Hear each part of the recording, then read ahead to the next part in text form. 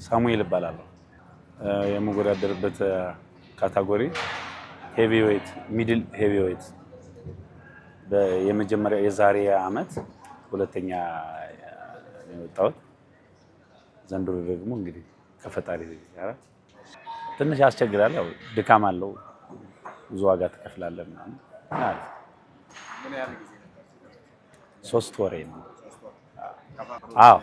አዎ የመጀመሪያው ጊዜ ላይ ያው ኖርማል የፕሮቲን መጠንህንና የካርብ መጠንን አመጣጥና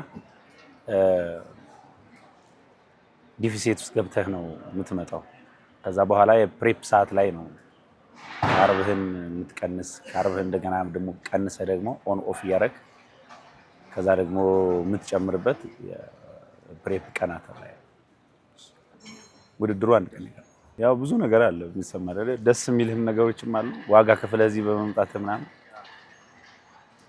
ያው ደግሞ የሚናፍቅህ ነገር ደግሞ አለ።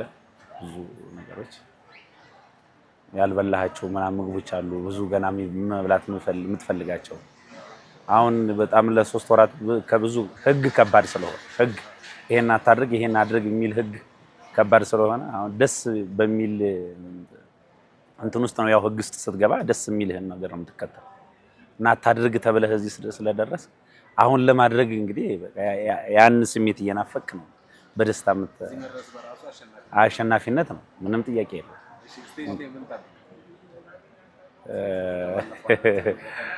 እንግዲህ እኔ አንደኛ እወጣለሁ ስለ ሀሳቤ እሱ ነው። ስፖርት መጀመር የሚፈልጉ ቦዲ ቢልዲንግ ውስጥ መግባት ለሚፈልጉ ልጆች ምን ትመክራለህ? ከባድ ነው ቀላል ሂደቱ ነው? ብዙ ሰው የባዲ ቢልደር ወይም ደግሞ ዌት ሊፍት ማድረግ አለበት ወይም ደግሞ ስፖርት መስራት አለበት ከሚሉ ሰዎች ነው።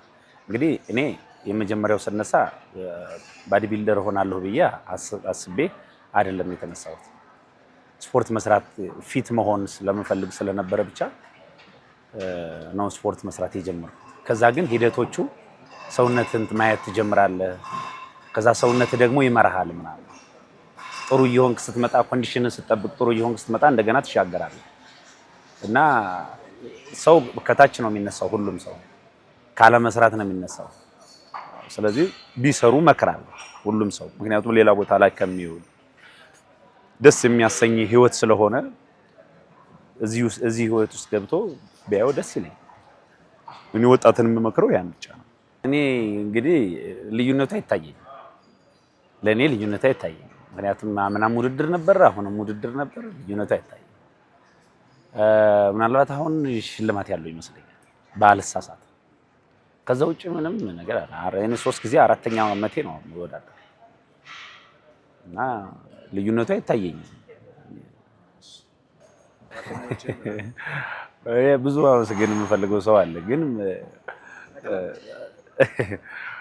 ከኔ ጋር የሆናችሁ ሰዎች በሙሉ የረዳችሁ ያገዛችሁ ስቲል ነው ምግብ እያመላለሱ የሚያመጡ ልጆች አሉ። አታውቀው። እግዚአብሔር ይባርካችሁ። አመሰግናለሁ እላለሁ።